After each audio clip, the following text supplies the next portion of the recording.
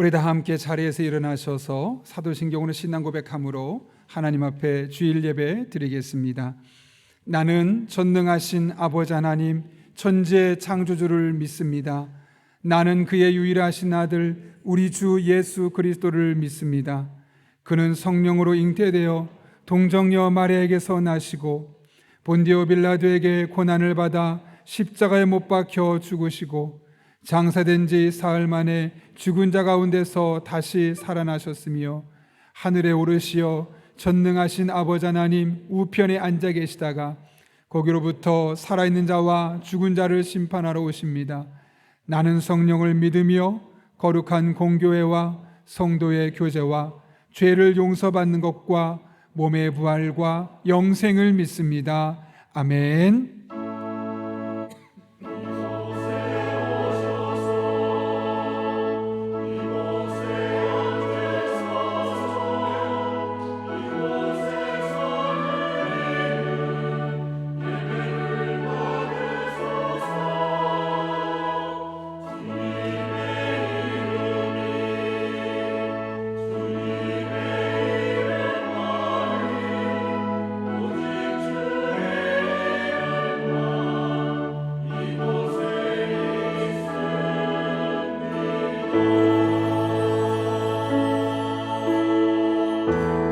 우리 예배를 받기에 합당하신 주님을 경배하며 나아갑시다. 하늘의 문을 여소서 이곳을 주목하소서 주를 향한 노래가 꺼지지 않으니 하늘을 열고 보소서 이곳에 임재하소서 이곳에 임재하소서 주님을 기다립니다. 기도의 향기가 하늘에 닿으니 주여 임재하여 주소서. 이곳에 오셔서 이곳에 앉으소서. 이곳에서 드리는 예배를 받으소서. 주님의 이름만이 오직 주의 이름만 이곳에 있으니 이곳에 오셔서 이곳에 앉으소서. 이곳에서 드리는 예배를 받으소서. 주님의 이름만이 오직 주의 이름만 이곳에 있습니다. 오직 주의 이름만 이곳에 있습니다. 오직 주의 이름만 이곳에 있습니다. 다 함께 자리에 앉으셔서 우리의 인생의 왕이 되시는 그 주님의 이름을 높으신 이름을 찬양하며 나가겠습니다.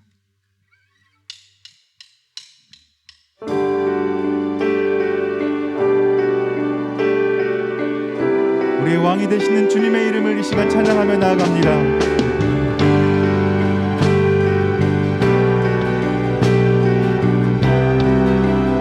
다 함께 고백하며 왕이신 하나님 왕이신 하나님 높임을 받으소서. 찬양하리라 영원히 높임을 받으실 그 이름 찬양하리라.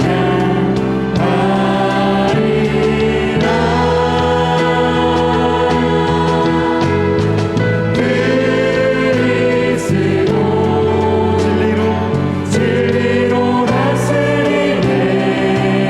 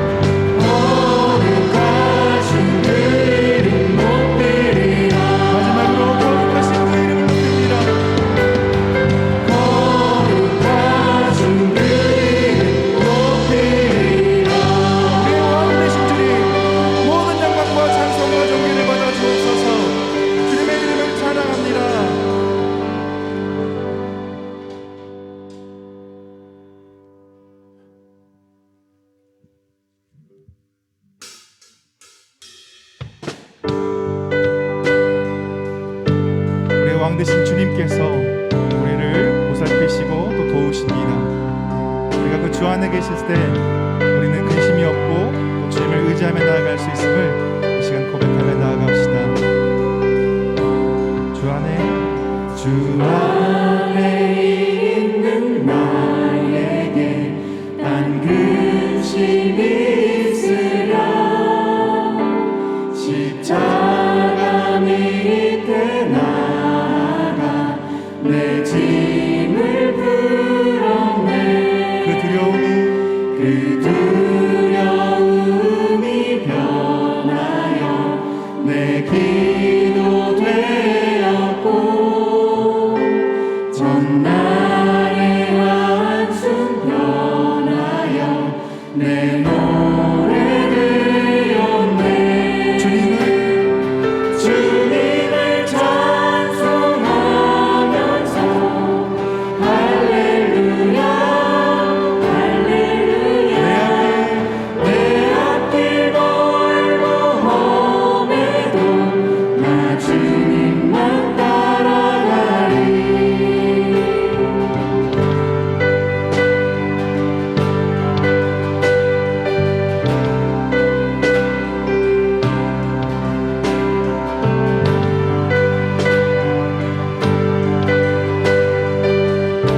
고백합시다. 내 주는 자비하셔서 내 주는 자비하셔서 늘 함께 계시고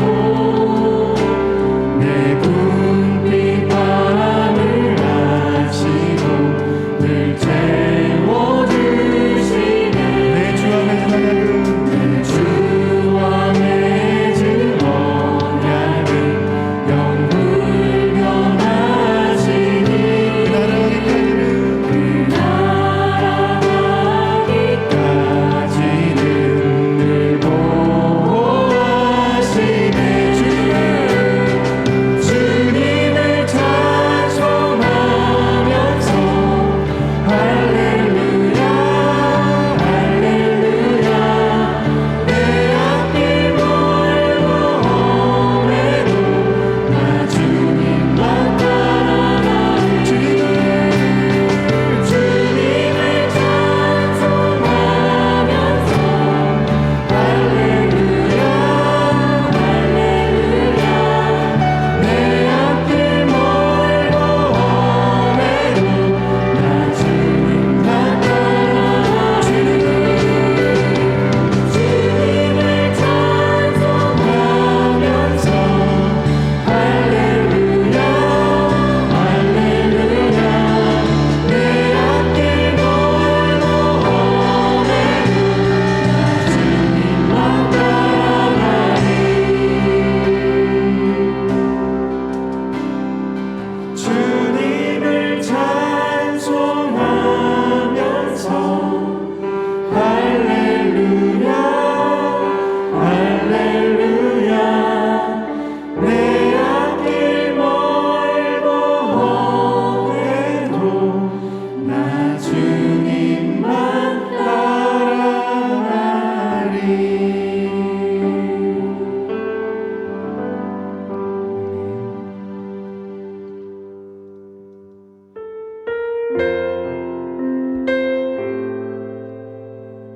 우리의 상한 마음을 고치시는 주님을 이 시간 바라보며 지금 고백하며 나아가겠습니다.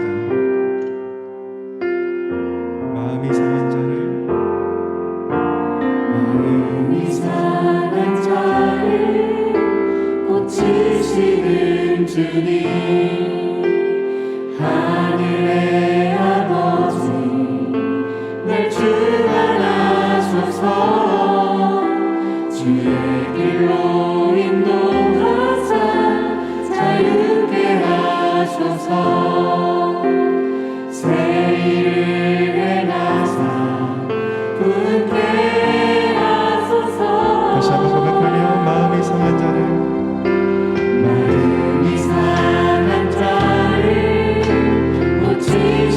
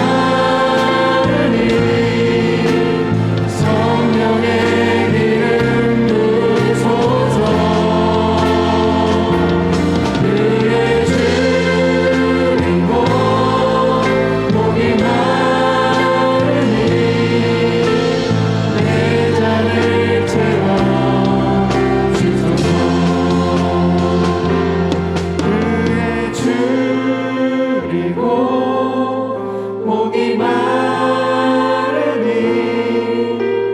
성령의 귀를 부소서. 그의 줄이고 목이 마르니 내 잔을 채워 주소서.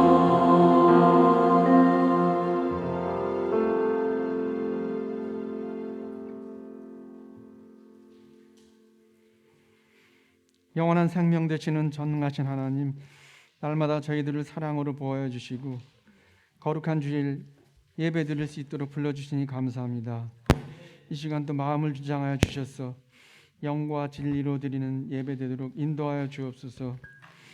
믿음 안에서 살아간다고 하지만 부족하고 연약하여 주님 뜻대로 살지 못한 모습들을 회개하오니 용서하여 주옵시고 늘 새롭게 하여 주셔서 더욱더 주님을 닮아가는 삶 살아갈 수 있도록 함께하여 주옵소서.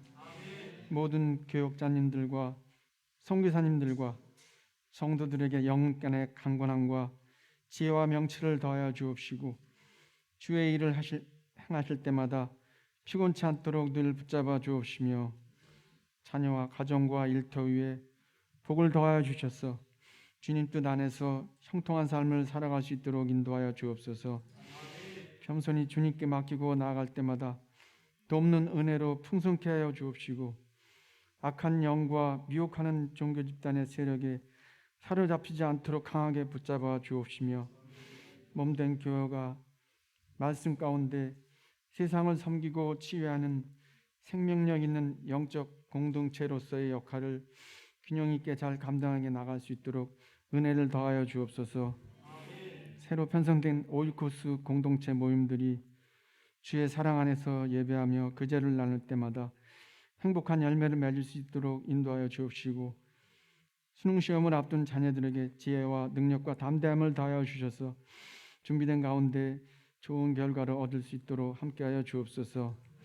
세워진 태바의 공간이 신앙적 삶과 구원의 방주로 든든히 자리매김해 나갈 수 있도록 함께하여 주옵시며 종교개혁주의를 맞아 기독교의 본질 회복을 갈망하며 오직 성경, 은혜, 믿음을 외쳤던 그 개혁 정신을 되새겨보는 시간 되게 하옵소서. 우리 나라와 민족을 굳건하게 보호해 주옵시고 대통령과 위정자들이 하나님을 경외하며 바른 판단으로 국정을 이끌어가게 하옵시며 러시아의 우크라이나 침공으로 인해 빚어진 사안들이 온당하고 합리적인 방법으로 해결되어져 나갈 수 있도록 주님 함께하여 주옵소서. 몸과 마음의 아픔으로 인하여 고통 중에 있는 성도들에게 힘과 위로를 더하여 주옵시고 기도 드릴 때마다 치유와 회복을 경험하는 은혜가 있도록 주님 역사하여 주옵시며 모든 것이 합력하여 선을 이루게 하시는 주의 능력에 힘입어 승리하는 삶 살아갈 수 있도록 인도하여 주옵소서. 이 시간 담임 목사님 말씀 선포하실 때 성령님 함께하여 주셔서 능력 있는 귀한 말씀 되도록 인도하여 주옵시고 주신 말씀 따라 살아갈 때 기쁨과 감사로 주님께 영광 돌리는 삶 되도록 함께하여 주옵소서. 오늘도 맡은 부서에서 섬기는 손길들을 기억하여 주옵시고 교육하며 진행하는 일들이 순조롭게 이루어져 나갈 수 있도록 주님 함께하여 주옵소서. 드려지는 시온 찬양대의 찬양을 기쁘게 받아 주옵시고 함께 은혜 받는 귀한 시간 되게 하옵소서. 이 모든 말씀을 우리의 구원자요 참 소망 되시는 살아계신 예수 그리스도의 이름으로 기도하옵나이다. 아멘.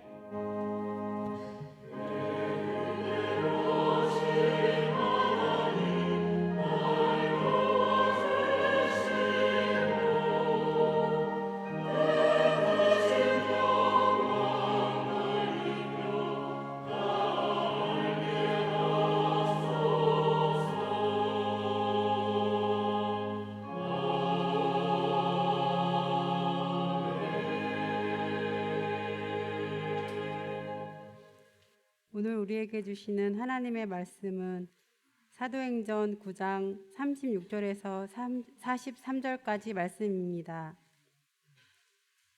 사도행전 9장 36절에서 43절까지의 말씀 신약성경 202쪽에 있습니다.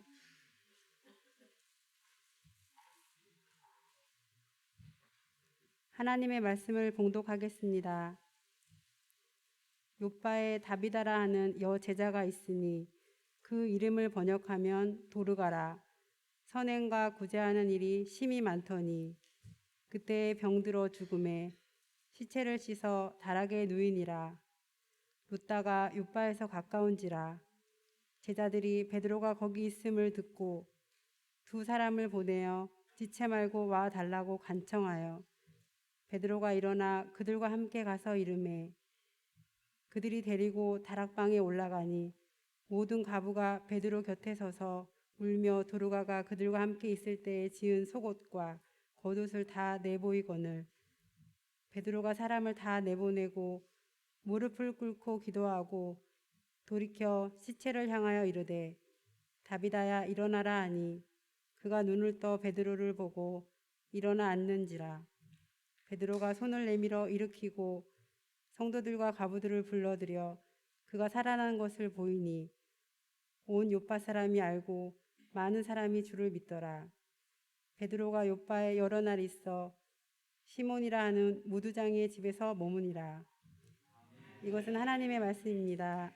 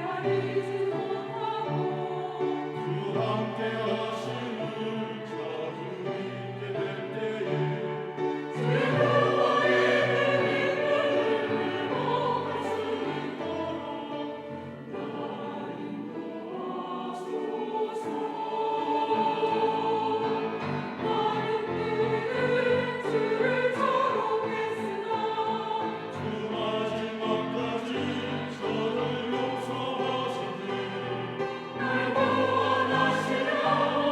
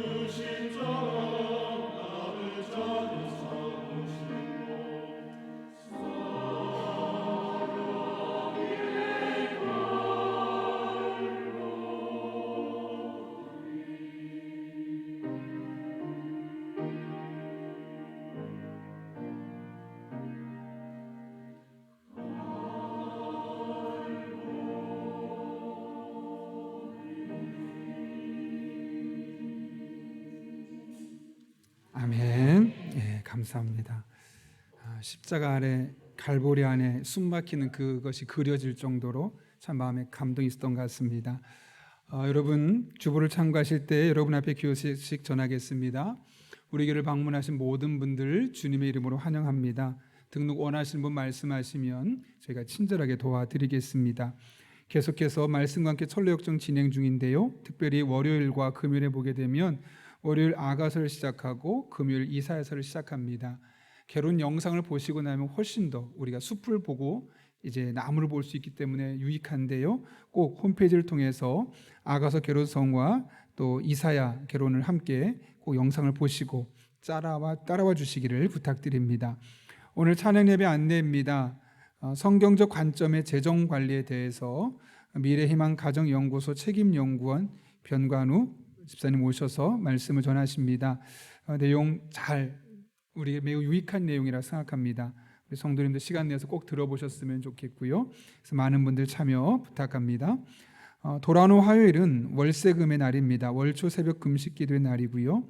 그날 한 끼만큼 우리가 금식해서 또 어려운 교회들을 돕는 데 사용하자라고 저희가 계속 진행하고 있습니다. 아울러 여러분 한 달을 기도로 시작했으면 좋겠고요.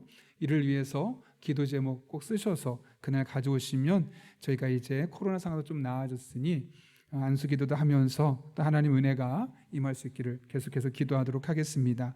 수요기도 안내입니다. 공연옥 선교사님 태국에서 사역하고 계신데 이번 주 수요일에 선교 보고 있습니다. 태국에서 일하고 계신 하나님 함께 경험할 수 있는 좋은 기회입니다. 계속해서 주보 보시면 다음 주에 찬양위원회 헌신 예배가 있습니다. 잘 보시고 모든 분들 참석해 주시기를 부탁드립니다. 수험성을 위해서 계속 기도하고 있는데요. 우리 아이들 대학 진학을 위해서 또 본인에게 맞는 전공을 위해서 또 미래를 위해서 함께 기도해 주시기를 부탁드립니다.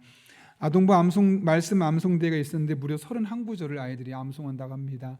우리 귀한 아이들 이 말씀이 아이들의 삶을 지배할 수 있도록 계속 기도해 주시고요. 오늘 3부 예배 후에 대예배실에서 장로회 총회가 있습니다. 시무 협동 은퇴하신 모든 분들도 참여하는 시간입니다. 꼭 남으셔서 함께 교제하셨으면 좋겠습니다. 수유전도대 가을 나들이 있고요. 경기노회 여전도회 동부지구회가 있습니다. 만나올 리모델링 말씀하기 전에 오이코스 신청 관련해서 말씀드립니다. 많은 분들이 신청해 주셨는데요. 어떤 분들은 1지망부터 4지망까지 해주십시오 했더니 2지망까지 하신 분도 계시고 1지망만 하신 분이 계십니다. 그러면 우리가 이 적절한 숫자로 맞추기가 좀 힘듭니다. 그래서 혹시나 그렇게 하신 분들은 이번 주 한 주 정도 저희가 여유를 드릴 테니까 문자로든 혹은 1층에서든 다시 한번 꼭 체크해 주셔서 골고루 소그룹 안에서 우리가 교제할 수 있도록 또 마음을 써주시기를 부탁드립니다. 만나올 리모델링 안내입니다. 1층 만나올이 이제 이번 주면 공사가 완료되고 11월 둘째 주에 오픈을 하고 이제 추수감사 주일에는 좀 우리가 성대하게 그곳에서 좋은 시간을 보내려고 합니다. 그런데 이에 앞서 종종 이렇게 고민하고 좀 걱정하시는 분들이 계십니다. 카페로 되면 점심 못 먹는 거 아니냐? 그렇지 않습니다. 또 점심 식사 하실 수 있도록 여러 가지 교회에서 준비하려고 계획하고 있으니까요. 그런 걱정하지 마시고 또 잘 진행될 수 있도록 도와주시고요. 이름을 우리가 지난주까지 한번 공부를 했는데 목사님 제가 꼭 해야 되는데 못했습니다 하는 분들이 계셔서 밖에 1층에 로비에 있으니까요. 밖에 나가셔서 꼭 여러분 선호하는 이름에 체크해 주시면 저희가 참고해서 예쁘게 또 이름을 만들 수 있도록 하겠습니다. 마지막 광고입니다. 제가 우리 교회 부임한 지 7년이 되었는데 이런 걸 가지고 여러분 앞에 말씀하는 건 처음인 것 같습니다. 카페에 우리가 공간을 구성하고 이제 그곳에 앉아서 서로 교제해야 될 텐데 이번만큼은 우리 교우들이 내가 우리 성도들과 교제할 공간을 채우겠다라는 마음으로 테이블을 준비하는데 여러분이 감동되는 대로 우리 일반 현금 봉투에 카페 현금 혹은 카페 테이블 이렇게 쓰셔서 하시면 되겠습니다. 액수 너무 크게 신경 쓰지 마시고요. 10,000원, 20,000원도 상관없습니다. 그래서 우리가 그 안에서 함께 교우들이 내가 또 헌신한 곳에서 교우들이 교제하는 것을 누릴 수 있으면 좋겠고요. 이제 1층 만나올 뿐만 아니라 그 같은 공간 3층에 옥상이 비어 있는데 앞에 막아서 우리가 그것도 활용할 수 있도록 지금 준비하고 있습니다. 왜냐하면 만나홀에서는 다 있을 수 없기 때문에 최대한 그렇게 준비하고 있는데요. 혹시나 헌금을 하실 분들은 봉투에 써서 하시면 되겠고요. 헌금 계좌를 이용하셔도 되겠고, 아닌 분들은 헌물로 하실 분들은 사무실에 가시면 신청서에 써주시면 되겠습니다. 아무쪼록 여기까지 여러분이 기대해 주셔서 잘 준비되고 있는 것 같습니다. 이 시간 빌어 다시 한번 진심으로 감사를 드리고 우리 함께 기도하고 하나님의 말씀 나누겠습니다. 거룩하신 아버지 하나님, 오늘도 우리를 불러주셔서 하나님을 예배하고 또 찬송하고 말씀 듣게 하신 은혜 진심으로 감사를 드립니다. 하나님의 말씀을 듣는 시간입니다. 피곤치 않게 하시고 내게 주신 말씀으로 들려지도록 성령으로 충만케 하여 주옵소서. 예수님의 이름으로 기도하옵나이다. 아멘. 우리 한번 앞뒤 좌우에 있는 분에게 이렇게 웃으시면서 인사하겠습니다. 당신은 보석 같은 사람입니다. 이렇게 인사하겠습니다.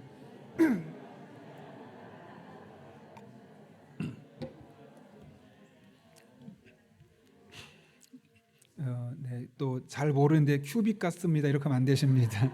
예. 한 일간지 경제란에 보면 서광원의 CEO를 위한 생태학 산책이라는 글이 계속해서 칼럼으로 올라오고 있습니다.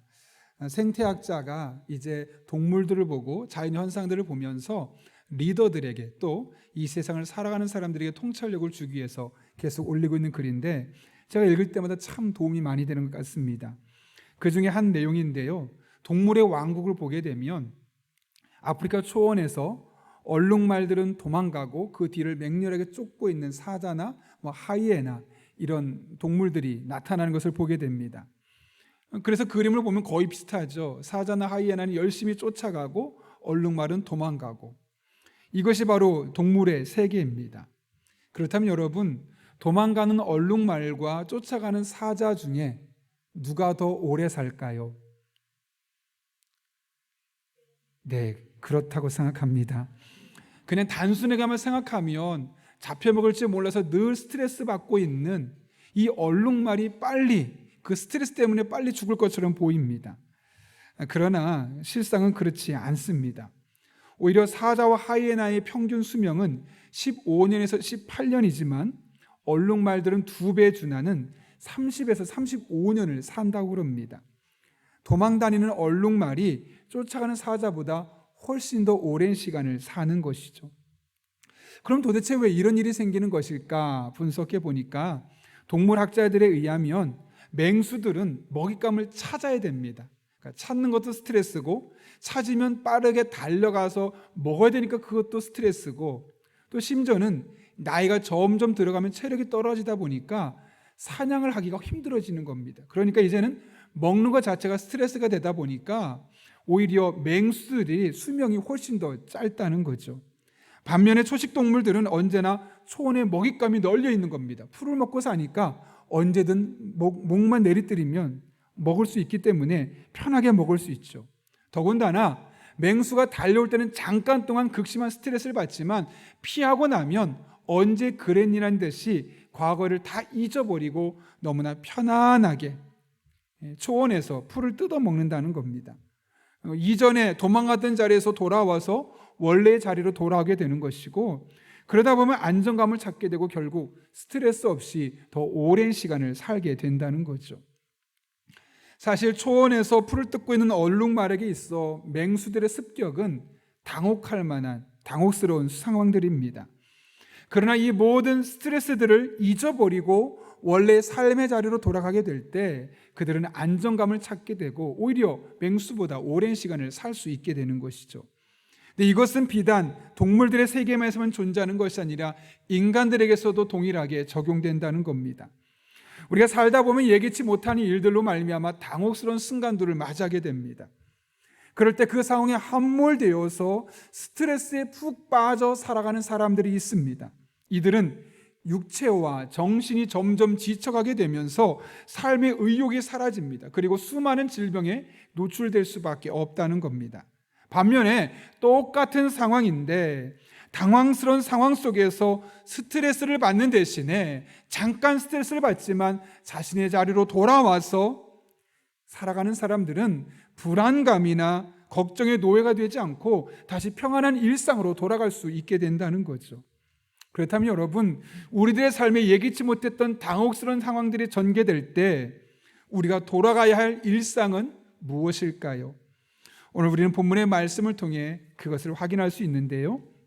오늘 본문의 말씀은 항구 도시였던 욥바에서 일어났던 한 당혹스러운 상황을 우리에게 소개하며 시작하고 있습니다. 예루살렘에서 약 60km 떨어진 욥바에 다비다라는 이름의 여인이 살고 있었습니다.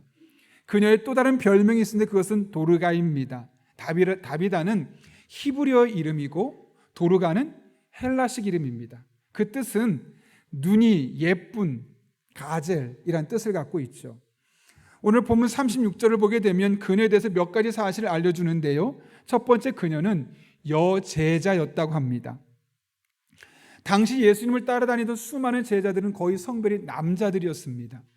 그런데 거의 모든 제자들이 남성인 상황 속에서 홀로 여인으로서 제자라는 타이틀을 얻을 수 있었다는 것은 그녀의 신앙이 남다른 신앙이었음을 우리에게 말씀하고 있는 거죠. 두 번째로 그녀는 선행과 구제하는 일이 심히 많았다고 말합니다.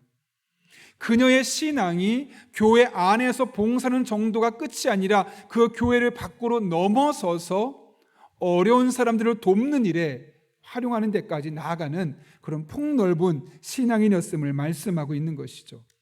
세 번째로 37절 말씀인데 이런 그녀가 병들어 죽었다는 겁니다. 근데 이 37절 말씀 보면 마음이 참 불편합니다. 왜냐하면 적어도 다비다 같은 여인이라면 많고 많은 사람 중에 여제자라고 불릴 수 있는 사람이고 선행과 구제가 많이 하는 사람이라면 이런 사람이 어떻게 되는 게 정상일까요? 오래 살아야겠죠. 그래서 더 많은 사람에게 선한 일을 베풀어야겠죠. 아니, 병이 들더라도 더 고생하기 전에 하나님이 고쳐주셔서 아무런 일이 없었노라고 또 마음껏 이런 사명을 감당해야겠죠. 그런데 다른 사람도 아니고 이런 다비다가 병들어 죽어버렸다는 겁니다. 여러분, 그 당시에 수많은 사람들, 다비다와 함께 신앙생활했던 사람들이 얼마나 많이 당혹감에 시달렸을까요? 그런데 하나님이 하신 일이 이렇게 전혀 이해되지 않을 때가 있습니다. 그런데 이것은 비단 다비다의 삶에만 나타나는 것이 아니라 우리들의 삶에도 이런 일들이 얼마나 비일비재하게 나타나는지 모릅니다. 힘겹게 돈을 모아서 집을 샀는데 집값이 뚝뚝 떨어지는 겁니다. 나 누구보다 열심히 살았어 자부하고 있는데 예기치 못했던 질병에 걸려서 살 날이 얼마 남지 않았다는 이야기를 듣는 겁니다. 내가 적어도 저 사람에게만큼은 진심으로 대했는데 저 사람은 나를 헌시짝 팽개치듯 나를 배신하는 일들이 생기는 겁니다. 이 외에도 우리가 살다 보면 우리를 당황하게 만드는 당혹시키는 일들이 얼마나 많은지 모릅니다. 여러분, 그럴 때 우리는 어떻게 해야 할까요? 그럴 때 우리가 마땅히 돌아가야 할 우리의 일상은 도대체 무엇일까요? 첫 번째로는 나를 위해 안타까워해 줄 수 있는 사람들과 공동체를 이루며 살아가는 겁니다. 뭐라고요? 나를 위해 안타까워해 줄 수 있는 사람들과 함께 공동체를 이루며 살아가는 것. 오늘 본문의 말씀 보십시오. 다비다가 죽었습니다. 그때 그 주변의 사람들이 어떻게 반응하고 있습니까? 오늘 본문 37절 말씀 보면 이렇게 말하죠. 그때 병들어 죽음에 시체를 씻어 다락에 누이니라. 당시에 행해졌던 일반적인 장례 모습은 좀 다릅니다. 보통 사람이 죽으면 시체를 깨끗이 씻습니다. 그리고 기름을 바르고 그날 해가 떨어지기 전에 장례식을 치르는 것이 당시의 중동의 일반적인 장례식의 모습이었습니다. 그런데 오늘 다비다는 어떻게 했습니까? 죽자마자 시체를 씻었고 기름 바르고 장세를 지낸 것이 아니라 다락방에 누워 놓았다라고 이야기를 합니다. 이게 무슨 말일까요? 그녀를 이대로 보내기에 너무나 아쉬웠다는 거죠. 안타까웠다는 거죠. 심지어 38절 말씀 보게 되면 제자들이 베드로에게 사람을 보냅니다. 그리고 제발 빨리 와달라고 간청했다라고 말합니다. 39절을 보게 되면 그렇게 찾아온 베드로에게 다비다가 그동안 이웃을 섬기기 위해서 했던 생전에 만들었던 속옷과 겉옷을 사람들이 보여줍니다. 여러분, 그 주변 사람들이 이렇게 했던 이유가 무엇 때문일까요? 아마도 오늘 본문 앞에 기록되는 애니야를 고쳐준 사건을 들은 것으로 보입니다. 그래서 애니야가 8년 동안 병자로 있는 것을 고쳐주셨는데 지금 바로 죽었으니까 다비다도 혹시 살릴 수 있지 않을까 해서 베드로를 불러서 지금 다비다를 살려달라고 하고 있는 것이죠. 여기 주변 사람들의 반응을 보면 그들이 다비다의 죽음을 정말 안타까워했다는 사실을 알 수 있습니다. 여러분, 사람이 세상을 떠나게 되면, 죽게 되면 그 사람이 평상시에 어떤 사람이었는지를 알 수 있습니다. 그 사람이 평소에 다른 사람들과 어떤 관계를 맺고 살아왔는지가 그 사람의 죽음 이후에 나타나게 되어 있죠. 그런 맥락에서 이 사건을 통해 우리가 알 수 있는 것은 적어도 다비다는 평소에 많은 사람들과 좋은 관계를 맺고 있었음을 보게 됩니다. 특별히 그는 믿음의 사람들과 끈끈한 유대 관계를 형성하고 있었죠. 오늘 본문의 말씀을 보시면 38절을 보게 되면 제자들이 베드로에게 다비다를 위해서 사람들을 보냅니다. 또 39절을 보게 되면 많은 사람이 울었죠. 누가 울었습니까? 모든 과부가 다비다를 위해 울었다고 말합니다. 이게 무슨 말이겠습니까? 다비다가 평상시에 영향력 있는 사람, 돈 좀 있는 사람, 힘 좀 있었던 제자들과 유명한 사람들과만 어울린 것이 아니라 소외되고 사람들이 관심도 두지 않았던 이 과부들에게까지도 관심을 두고 그들과 함께 폭넓은 인간관계를 맺고 있었음을 말씀하고 있는 건 아니겠습니까? 그에게는 사람을 차별하지 않았습니다. 모든 사람이 함께 관계를 맺을 수 있는 사람이었고 그 중에 특별히 믿음 있는 사람들과 함께 좋은 유대관계를 형성하고 있었음을 말씀하고 있는 것이죠. 이를 통해 적어도 우리는 다비다가 평상시에 성공하는 것, 돈 많이 버는 것이 인생의 목적이 아니라 주변에 좋은 사람을 얻고 그들과 좋은 관계를 맺고 살아가는 것이 그녀의 삶의 목적이었고 관심이었음을 알 수 있는 것이죠. 기적의 하늘 경영이라는 책이 있습니다. 데이그룹 최의승 회장의 이야기인데요. 충남 태안의 아주 가난한 가정에서 태어났습니다. 당연히 어려운 어린 시절을 보낼 수밖에 없었죠. 그런데 그의 어머니가 정말 믿음이 좋았습니다. 아들아, 3가지만큼 네가 꼭 죽을 때까지 지켰으면 좋겠다. 첫 번째는 주의를 지키는 것, 두 번째는 하나님 앞에 11조의 헌금을 드리는 것, 세 번째로는 하나님의 말씀에 무조건 순종하며 살아가는 것. 내가 다른 건 너한테 원하지 않아. 돈을 많이 버는 것이든 네가 성공하는 것, 그런 거 원하지 않고 딱 요 3가지만 일평생 꼭 붙들고 살았으면 좋겠다라고 어머니가 말씀하는 거죠. 그 이야기를 듣고 나서 그 3가지 당부를 지키려고 많은 노력을 하던 중에 고등학교 2학년 때 3가지를 놓고 하나님 앞에 기도하기 시작했습니다. 하나님, 저에게 3가지 꿈이 있습니다. 첫 번째로는 제가 박사가 되어서 대학의 교수가 되는 것이고, 두 번째로는 그 이후에 큰 회사의 사장이 되는 것이며, 세 번째로는 하나님 주시는 이 재물을 가지고 제가 교회 100개를 세우는 것입니다. 이런 3가지 기도 제목을 가지고 그가 하나님 앞에 꿈을 가지고 기도하기 시작했다는 거죠. 그는 어머니가 당부한 말씀에 철저히 순종하며 살아왔고 이 모든 꿈들을 다 이루게 되었노라고 이야기하고 있습니다. 그런데 이 모든 것을 다 이룰 수 있었던 것은 1991년에 그가 겪었던 한 사건 때문입니다. 1991년 그가 운영하던 부천 공장에 불이 나면서 정말 쫄딱 망했습니다. 도무지 회생의 기미가 보이지 않을 정도로 아무것도 할 수 없을 만큼 너무나 심하게 망해버렸습니다. 인생을 포기하고 싶었던 상황이었죠. 그러나 그는 하나님을 믿었기 때문에, 그 하나님 또 다른 기회 주실 것을 믿었기 때문에 결코 포기하지 않고 다시 일어서기로 결단합니다. 그런데 갚아야 할 빚이 너무나 많습니다. 많은 사람들이 조언합니다. 너 그거 빚 갚으려고 생각하면 평생 동안 기업을 일굴 수 없어. 그냥 파산 신청하고 눈 딱 감고 없었던 일을 생각하고 새로 시작하면 좋겠다. 수많은 사람이 그렇게 조언을 합니다. 그러나 그의 생각은 달랐습니다.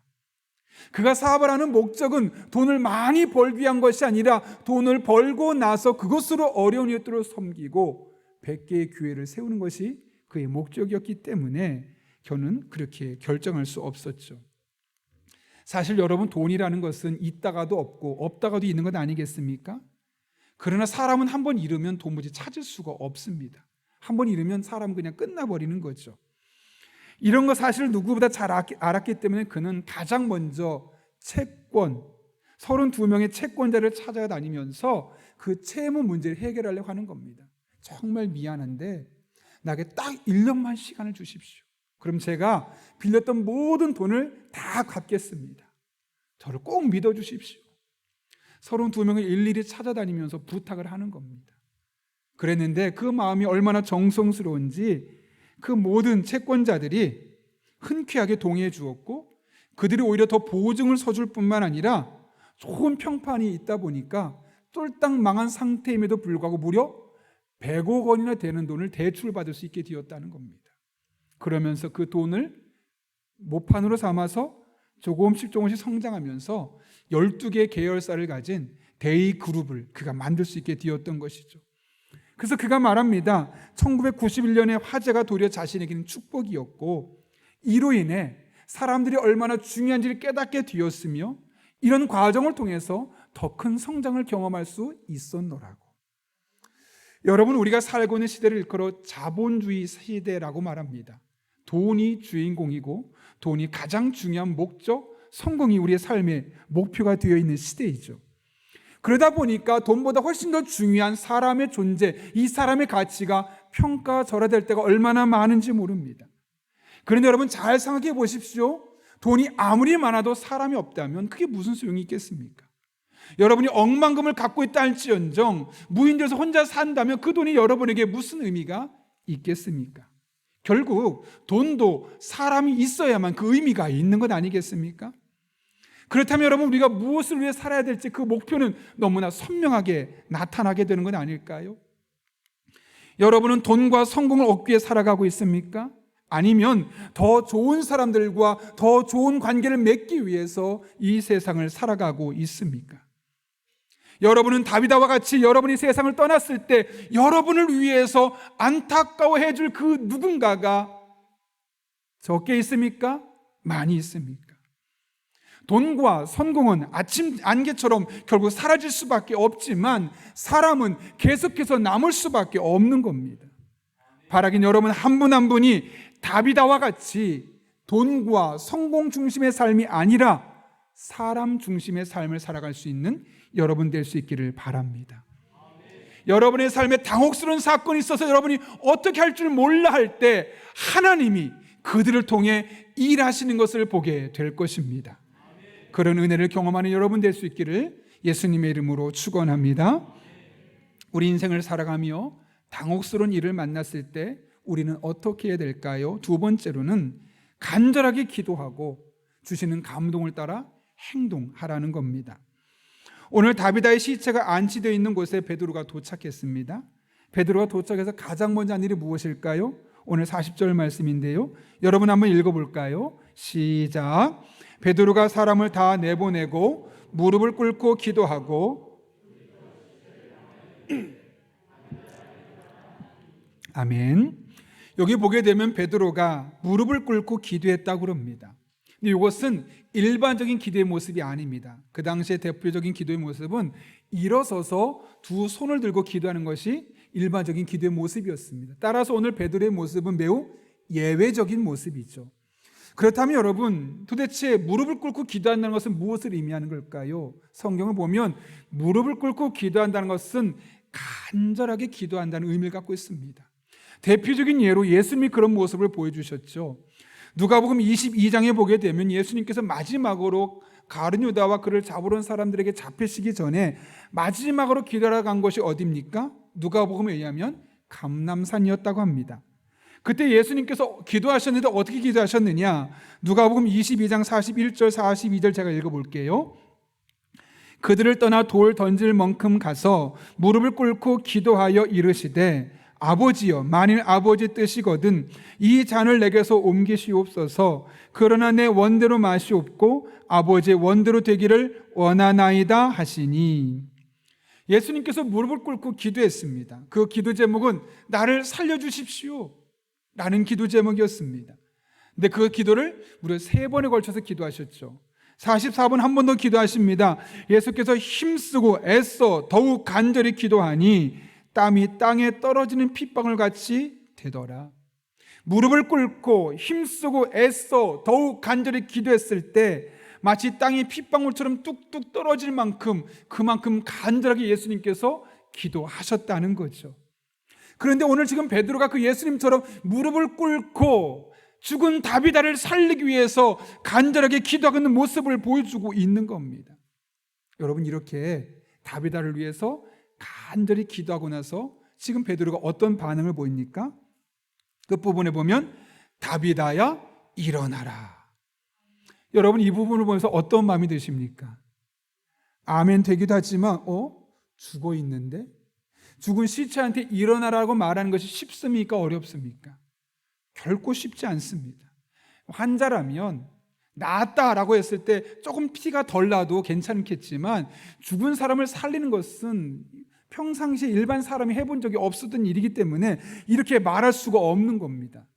그런데 베드로는 왜 또 무엇을 근거로 이렇게 확신 있게 다비다야 일어나라 라고 말할 수 있었겠습니까? 오늘 본문에 정확하게 기술되어 있지는 않지만 간절히 기도하는 가운데 하나님께서 그의 마음에 주신 감동이 있었던 것이죠. 내가 다비다를 살려줄게. 그래서 그런 감동을 따라서 다비다야 일어나라 라고 그는 자신 있게 믿음으로 선포할 수 있었던 겁니다. 사실 우리가 읽진 않았지만 오늘 본문 바로 앞에 있는 32절부터 35절까지 말씀 보게 되면 루다에 사는 애니아라는 사람이 8년 동안 침상에 누워서 움직이지 못했습니다.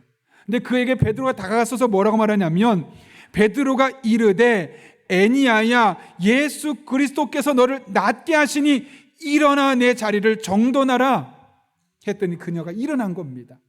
오늘도 똑같은 마음이죠. 간절히 기도할 때 하나님이 그의 마음에 강한 감동을 주신 겁니다. 선포해라, 선포해라, 일어나라고 말해라. 그럼 그는 일어날 것이다. 이런 강한 그의 마음에 감동을 주었기 때문에 믿음으로 애니아 사건을 경험했던 그가 다비다의 사건을 똑같이 믿음으로 선포하고 있음을 보여주고 있는 것이죠. 중요한 것은 그렇게 주시는 감동을 따라 믿음으로 선포했을 때 어떤 일이 일어납니까? 40절 끝부분에 보게 되면 그가 눈을 떠 일어나 앉았다고 합니다. 거짓말처럼 죽어서 깨끗이 씻어서 누워펴놨던 그가 멀쩡하게 살아났다고 오늘 본문은 말씀하고 있는 것이죠. 여러분, 이 사실을 보면 어떤 생각이 드십니까? 여러분은 이런 사실을 믿으십니까? 우리가 기도하면 병자도 나을 뿐만 아니라 죽은 자도 살릴 수 있음을 믿으십니까? 오늘 성경의 사건이 단순히 예수님 시대에 있었던 그 한 사건으로 끝나는 것이 아니라 오늘날도 여전히 존재하는 사건임을 믿으십니까? 그렇습니다. 오늘날도 이런 사건은 여전히 가능합니다. 왜요? 우리는 기도하지만 응답하시는 분이 누구시니까요? 하나님이시니까요. 사람은 달라졌지만 살아계신 하나님은 여전히 같은 분이시기 때문에 우리가 기도하면 그 기도를 통해서 하나님 반드시 일하여 주실 것입니다. 그러므로 여러분 기도하십시오. 오늘날도 이런 일은 얼마든지 가능합니다.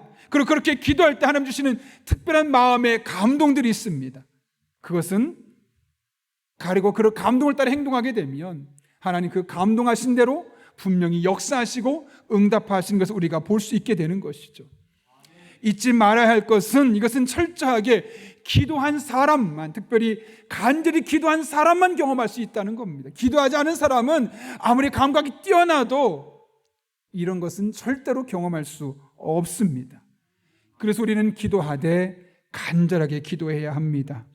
하나님은 그런 사람들에게 응답으로 반드시 역사하시고 마침내 그것을 간증하게 만들어 주십니다. 알렉스 코스메틱의 김미옥 대표라고 있습니다. 그분은 원래 지방에서 공무원으로 평생 일했던 분인데 어느 날 오빠가 찾아와서 미호가 내 대신 내가 운영하던 회사를 맡아주면 어떻겠니? 라고 말합니다. 그런데 그 말이 너무나 당황스러운 것은 당시 오빠가 경영하던 회사의 빚이 무려 20억 원이 있고 회사의 통장의 잔고는 58만 원밖에 남지 않았다는 겁니다. 더군다나 김미옥 씨는 평생 공무원을 했던 사람이지 사업을 해본 적이 한 번도 없는 사람인데 오빠가 와서 뜬금없이 말하는 겁니다. 20억의 빚이 있고 갖고 있는 자산은 58만 원밖에 없지만 네가 내 뒤를 이어서 이 회사를 운영했으면 좋겠다. 여러분이 만약 저 김미옥 대표라면 뭐라고 말했을까요? 오빠 미친 거 아니야? 그러지 않을까요? 아니 자본이 있던가 또 내가 사업을 너무 잘했던 사람이라면 내가 한번 해볼게라고 말하겠지만 빚만 20억에 잔고가 58만 원에 평생 공무원 생활만 해봤지 사업을 해본 적이 없는 나한테 하라니 너무나 답답할 수밖에 없고 말도 안 되는 상황이죠. 그러나 그녀는 잠깐만 하고 1년 동안 휴직계를 내고 하나님 앞에 기도하기 시작합니다. 새벽마다 나와서 하나님, 오빠가 이런 제안을 해왔는데 제가 어떻게 해야 될까요? 저도 잘 모르겠습니다. 그런데 하나님께서 저의 마음에 감동시켜 주시고 어떻게 해야 할지 가르쳐 주시면 제가 그 일을 뛰어들겠습니다. 아니면 제가 깔끔하게 포기하겠습니다. 정말 1년 동안 하나님 앞에 간절히 기도하는 겁니다. 새벽마다 나와서 기도합니다. 그런데 하나님 마음에 감동을 주시기를 네가 그 회사를 운영하라. 미치겠죠. 돈도 없고 빚만 있고 해본 적도 없는데 그 일을 하라니 답답할 수밖에 없습니다. 처음 얼마 동안은 직원들 월급을 주기 위해서 그동안 공무원에서 모았던 퇴직금과 퇴직 수당과 또 지방에서 서울로 올라오면서 뺐던 그 전세금까지 다 거기로 들어가는 겁니다. 답답하죠. 현실은 별로 변하지 않습니다. 그녀가 그래서 했던 일이 뭘까요? 바쁜 가운데 새벽기도 계속하는 겁니다. 기도할 수 있는 시간을 최대한 확보하는 겁니다. 수요 예배, 새벽 예배, 금요 예배, 모든 예배에 참석하며 기도 시간을 최대한 늘려가며 하나님께 계속 묻고 지혜를 구하고 어떻게 이 사업장을 운영해야 되겠느냐고 기도하며 나아가는 것이죠. 전문 지식이 없었던 그녀는 화장품에 대해서도 배우기 시작하고 기도하기 시작하고 일들 또한 배워가기 시작합니다. 그렇게 하는 중에 그녀의 말에 의하면 하나님이 쓰실 만한 축복의 그릇으로 조금씩 준비되어 갔습니다. 직원들과 함께 기도하며 내부 조직을 다집니다. 또 많은 크리스천 경영인들과 마찬가지로 새벽 기도할 때마다 주시는 지혜를 메모하기 시작했고 그 주신 지혜와 아이디어로 새로운 상품을 만들었는데 그 한 해 매출이 528억 원이나 되는 큰 기업의 매출을 성장세를 이루게 되었던 것이죠. 많은 사람들이 이것은 기적이라고 말할 수밖에 없는데 그녀는 기적이라고 말하지 않습니다. 왜요? 하나님이 주신 지혜로 하나님 주신 감동을 따라 행동하게 되었을 때 일어난 일이었기 때문에 이것은 그냥 단순한 기적이 아니라 하나님이 하신 일입니다 라고 간증하게 되는 것이죠. 부산의 수영로교회 이규현 목사님이 끝에서 시작하는 하나님이란 책에서 기도에 대해서 이렇게 말했습니다. 기도는 절망을 거부하는 행동입니다. 기도는 어떤 위기 속에서도 성급하게 결론 내리지 않고 가능성의 문을 여는 것입니다. 문제가 발생했을 때 떠드는 사람은 많습니다. 책임을 떠넘기거나 희생양을 세워 공격하는 사람은 많습니다. 손가락질하는 사람도 많습니다. 그러나 문제를 끌어안고 기도하는 사람은 별로 없습니다. 여러분, 우리가 지금 해야 할 일은 무엇일까요? 여러분의 삶에 예측할 수 없었던 당혹스러운 사건들이 여러분 앞에 펼쳐질 때 여러분이 해야 할 일은 무엇이겠습니까? 성급하게 결론 내리지 않는 겁니다. 떠들지 않는 겁니다. 희생양을 만들지 않는 겁니다. 그 문제를 끌어안고 하나님 앞에 나와 기도하는 것입니다. 개인의 문제를 놓고 교회의 문제를 놓고 국가의 운명을 놓고 끌어안고 간절히 기도해야 할 때입니다. 베드로처럼 예수님처럼 간절히 기도해 보십시오. 핏방울이 땀방울이 되도록 기도해 보십시오. 그럼 하나님께서 여러분의 마음을 감동시켜 주실 것입니다. 잠깐 기도하고 감동도 되지 않았는데 기도를 포기할 것이 아니라 우리의 마음을 움직이실 때까지, 우리의 마음을 감동하실 때까지 하나님 앞에 간절한 마음으로 기도하며 나아가면 하나님께서 여러분 한 분 한 분을 통해서 일하시는 것을 경험하게 될 것입니다. 곧 11월이 시작됩니다. 이 11월 한 달을 한번 기도의 달로 삼아 보십시오. 그리고 여러분의 삶에 놓여져 있는 그 당혹스러운 사건들을 하나님 앞에 내려놓고 간절한 마음으로 나아가 보십시오.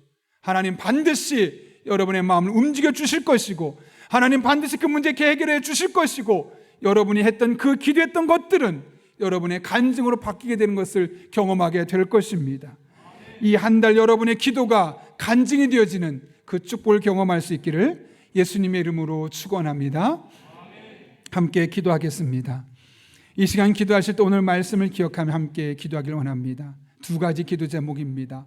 당황스럽고 당혹스러운 상황이 펼쳐질 때 우리가 나를 위해서 애통해 할 수 있고, 나를 위해 슬퍼해 줄 수 있고, 내 문제를 자신의 문제처럼 삼을 수 있는 그런 소그룹 안에서, 그런 이들과의 관계를 통해서 이 문제를 함께 풀어갈 수 있게 해달라고, 또 한 걸음 나아가서 우리가 기도하되 베드로처럼 또 예수님처럼 간절한 마음으로 땀방울이 핏방울이 되도록 기도하고, 그렇게 기도하는 가운데 하나님께서 우리들의 삶에 감동하시고 그렇게 따라 행동할 때 우리들의 삶에 역사하시며 그 하나님 만난 것을 간증하는 은혜가 우리들의 삶 가운데 있게 해달라고, 이 시간 간절한 마음으로 한 1분 정도 되겠습니다. 삼하며 함께 기도하겠습니다. 거룩하신 아버지 하나님, 오늘 우리들의 인생에 당혹스러운 사건이 임하게 될 때 우리가 어떤 자리로 돌아갈지를 깨닫게 하신 것 진심으로 감사를 드립니다. 주변을 돌아보길 원합니다. 나의 문제를 함께 애통하고 아파할 수 있는 사람이 있는지, 그런 사람을 믿음 안에서 함께 만들고 찾아가고 그들과 함께 영적으로 교제하며 살아갈 수 있는 믿음의 사람들 되게 하여 주옵소서. 뿐만 아니라 이 험한 세상을 살아가며 우리 힘으로 다 해결할 수 없기에 하나님을 붙듭니다. 하나님 앞에 간절한 마음으로 기도하며 나아갑니다. 하나님 아버지께서 우리 성도들의 삶 가운데 친히 함께 해주셔서 간절한 마음으로 예수님처럼 베드로처럼 기도할 때 우리들의 마음을 감동시켜 주시고, 그들의 행동할 때 일하신 하나님, 전능하신 하나님, 살아계신 하나님 만나게 도와주시고, 그분으로 말미암아 우리가 하나님을 간증하며 살아갈 수 있도록 주님 인도하여 주옵소서. 우리의 삶에 또 다른 다비다의 사건이 오늘 경험되기를 원합니다. 아버지 하나님, 우리 성도들에게 그렇게 복을 주시고 기도하되 간절히 기도하는 믿음의 사람들 되게 하여 주옵소서. 하나님의 은혜를 사모합니다. 거룩하신 아버지 하나님, 오늘 귀한 말씀을 통하여 우리들의 삶에 우리를 당혹하게 할 만한 사건들이 일어날 때 어떻게 해야 될지를 깨닫게 하시는 은혜 진심으로 감사를 드립니다. 함께 마음을 나누고 은혜를 나누고 나를 위해 아파할 수 있는 사람들과 좋은 관계를 맺어서 그들이 그 시기에 도움의 손길이 되는 것을 함께 목도하게 하여 주옵소서. 뿐만 아니라 이 험한 세상을 살아가며 우리 힘으로 다 해결할 수 없기에 하나님의 도우심이 절실하게 필요합니다. 베드로처럼 예수님처럼 핏방울이 땀방울이 되도록 간절한 마음으로 무릎을 꿇는 마음으로 기도할 때 우리들의 마음을 감동시켜 주시고, 그렇게 감동하신 대로 행동할 때 응답하신 하나님, 살아계신 하나님 만나고 그분을 간증하는 삶 되게 하여 주옵소서. 예수님의 이름으로 기도하옵나이다. 아멘. 우리 이 시간 찬송가 369장 부르실 때 마지막 절에 일어서서 봉헌하시겠습니다.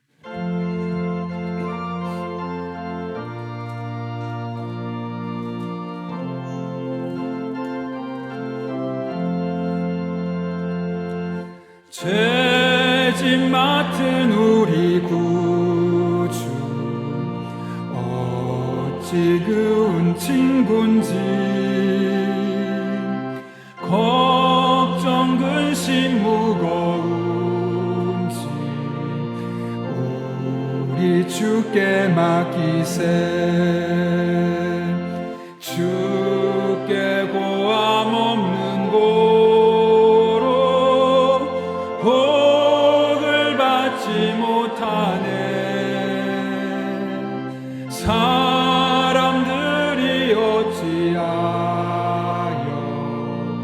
아랠 줄을 모를까. 시험 걱정 모든 괴로 없는 사람 누군가. 부질없이 낙심 말고 기도 드려 아뢰세.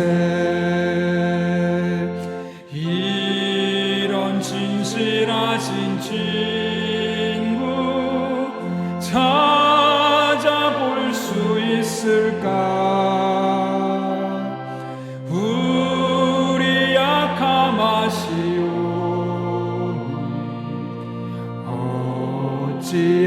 많이 기쁠까. 근심 걱정 무거운 짐. 이 시간 가정에서 예배 드리신 분들은 준비한 예물을 정성껏 하나님께 드리겠습니다.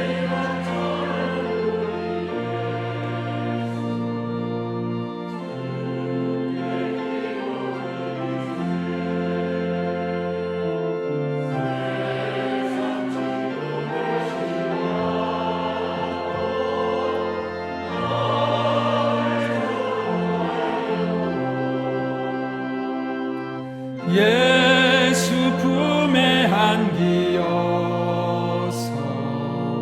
참된 위로 받겠네.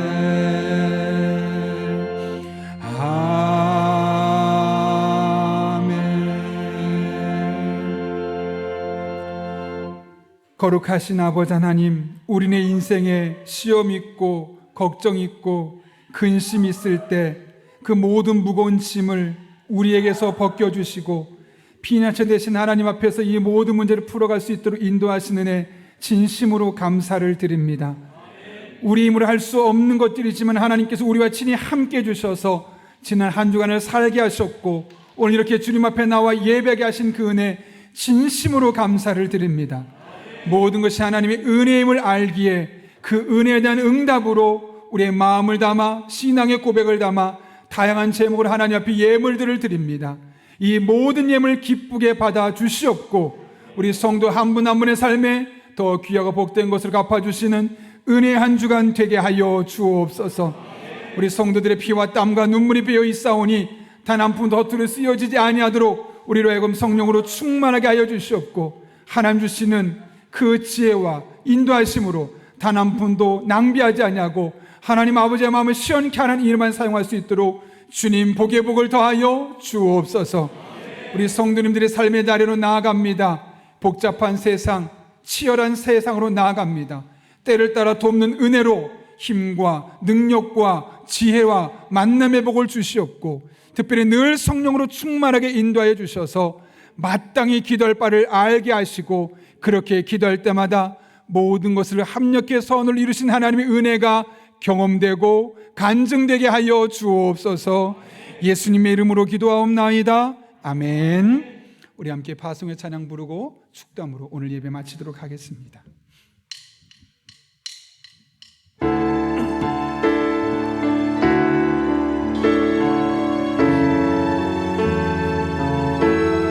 여러분 믿음으로 고백하십시오. 믿음으로 선포하십시오. 하나님께서 은혜 베풀어 주실 것입니다. 시작됐네. 하나님의 능력이 여러분의 삶에 임하기 시작했습니다. 아멘. 나의 삶을 다스리고 새롭게 하여 주실 것입니다. 자유하십시오. 자유하네. 죄와 사망으로부터 나의 삶은 변하도다. 충만하네. 하나님의 은혜입니다.